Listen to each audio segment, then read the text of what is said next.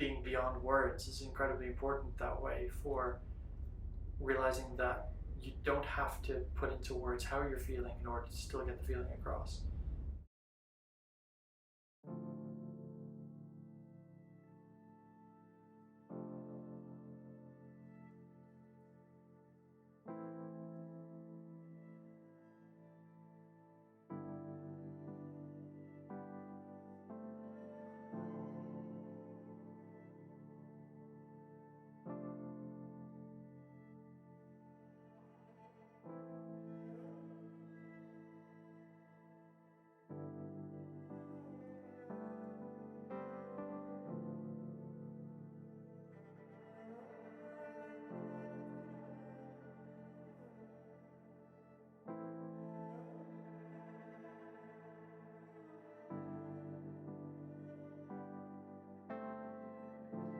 My name is Matthew, and I'm an artist.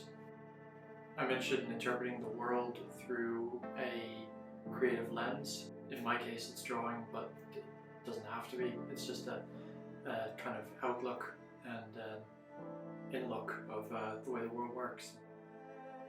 I'm a storyboard artist slash illustrator. What storyboarding is predominantly is basically it's like a comic book sequence without it being just on the one single page, which is mimicking the your whatever screen the thing is being viewed on.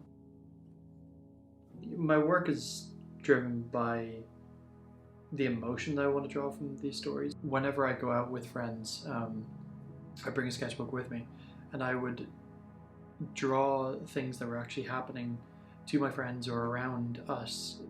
I enjoy doing that and trying to feel out the moment, partly because I'm socially anxious and I don't know how to do small talk a lot of the time, but if I have a pencil in my hand, then immediately I feel more comfortable. And if I'm drawing something, it means that I don't have to necessarily be so involved with the crowd as just sitting there and not doing anything.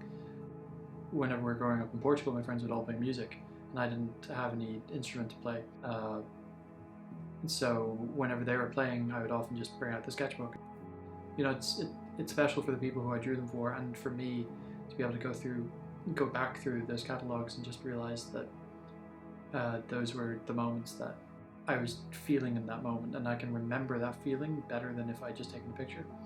So it's weird. The act of drawing sometimes isn't even an enjoyable one, but the you know, the effort or the drive to actually communicate that moment was enough of a force to make me finish it, or to make me keep bringing out the sketchbook.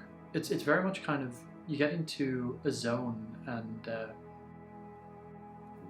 for me that's the way that I really feel centered. It's a meditation for me. I don't just want to be the person who sits in the room and just releases stuff all the time. I want to be more involved with projects that mean stuff to people as well. I did illustrations for a documentary about violence against women and child abuse, and even though it was a very hard subject, I felt like very connected to that, and I felt like I wanted to be more involved with that, to be able to help.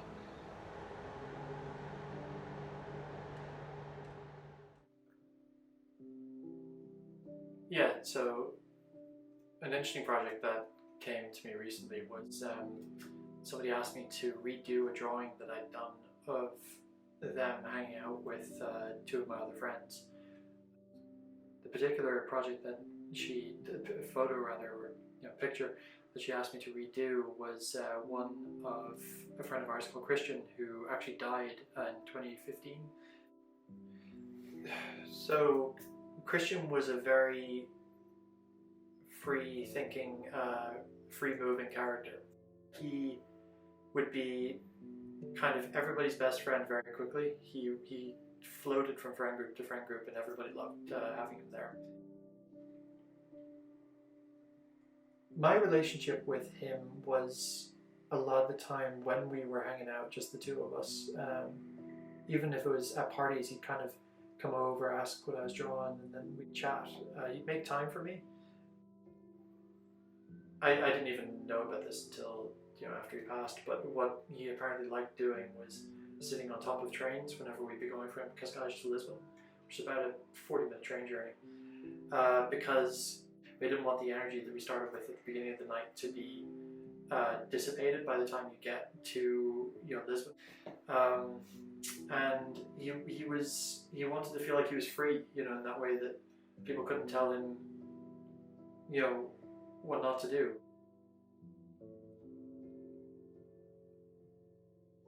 What happened anyway is that he was going to visit a friend, and he was sitting on top of the train as he usually does, but the overhead cables he must have touched whenever the train jolted to a stop.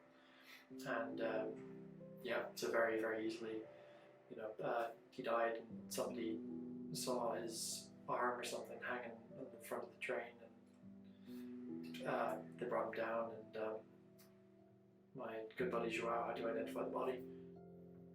He had tried to talk to Christian before about, not sitting on top of the trains,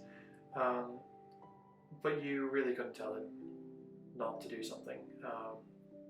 And he was never angry. He never had an angry disposition about him. It was just a very, it'll be fine kind of thing. And a lot of the time, he and others got up to crazy stuff that in the end was fine. But the ripple effect of him dying was massive. On Facebook, there were so many people calling him their best friend, even though we know that they hardly knew him.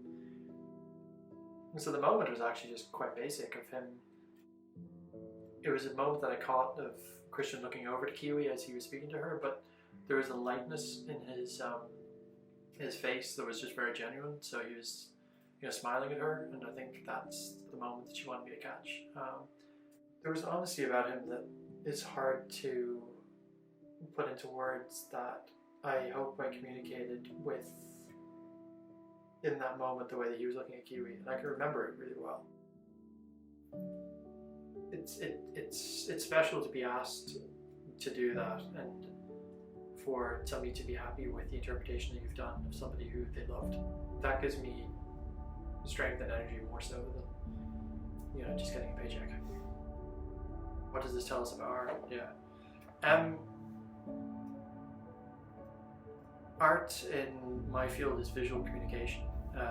It's not about me and me showing my interpretation, then branching out and asking others if they feel the same way. It's a lot of the time working with specific clients who have a thing they're trying to communicate. And when it comes to things like trauma and death and marriage, done a marriage proposal booklet for somebody, which was really special. And I drew a picture of a newborn for a family once.